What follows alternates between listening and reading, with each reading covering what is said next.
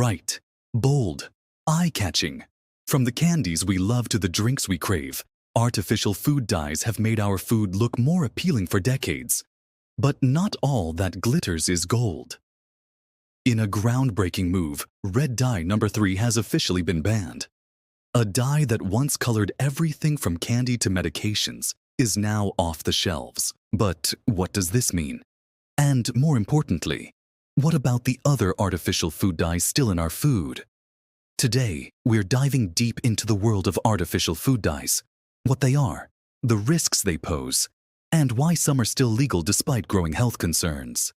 Red dye number 3, also known as erythrocene, has been controversial for years. In 1990, the FDA banned its use in cosmetics after studies linked it to cancer in lab animals.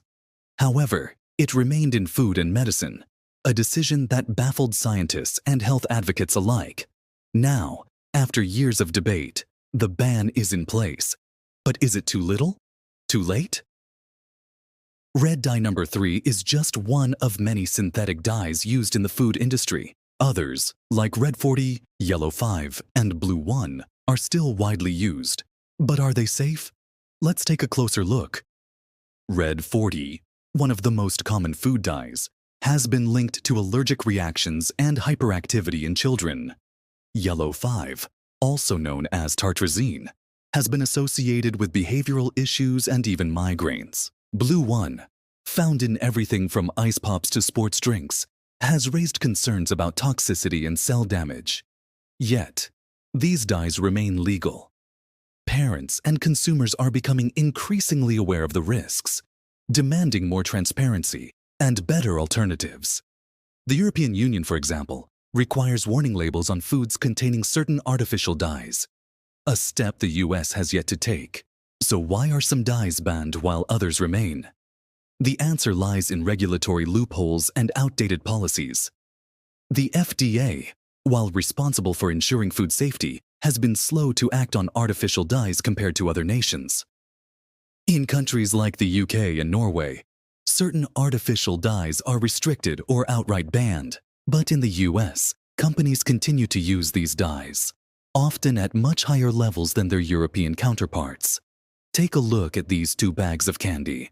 One from the US, the other from Europe. The European version uses natural colorants like beet juice, while the American version is loaded with artificial dyes. The reason? Cost and convenience. Natural food dyes, like those derived from turmeric, spirulina, and beet extract, are safer alternatives.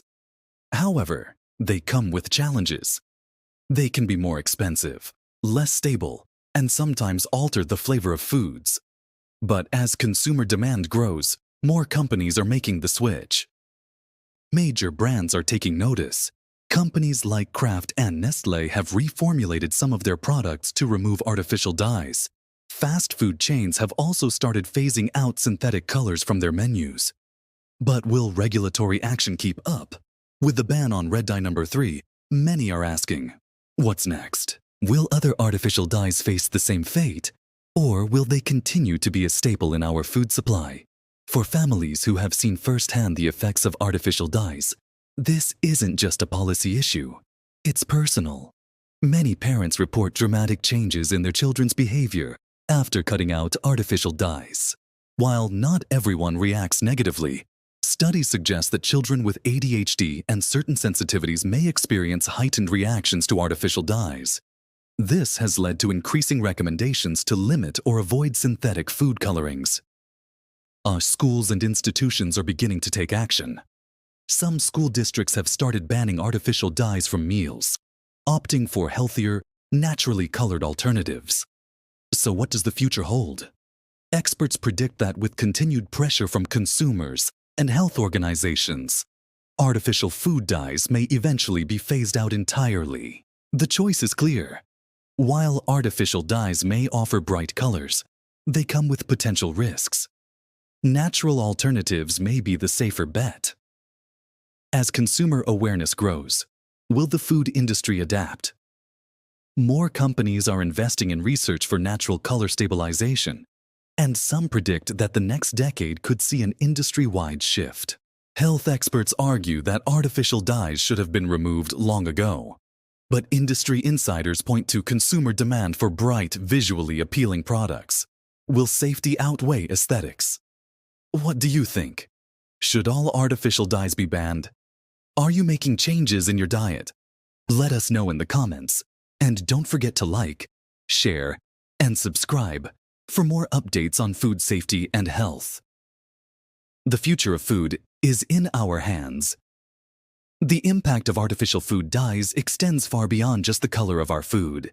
These synthetic additives have been deeply woven into our modern diet, making it nearly impossible to avoid them completely. The question now is, what will it take for us to move away from these potentially harmful substances entirely?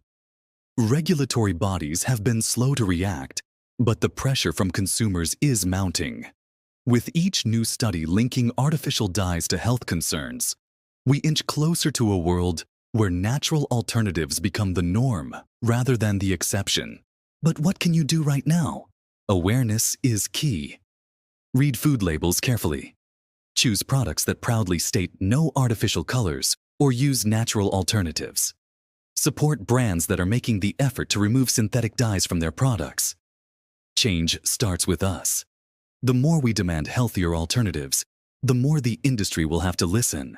It's happened before with trans fats and high fructose corn syrup, and it can happen again with artificial food dyes. Imagine a future where all food is colored naturally, where no parent has to worry about how a brightly colored candy might affect their child's health. That future is within reach. We just have to fight for it.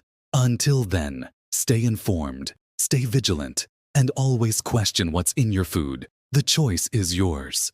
Make it wisely.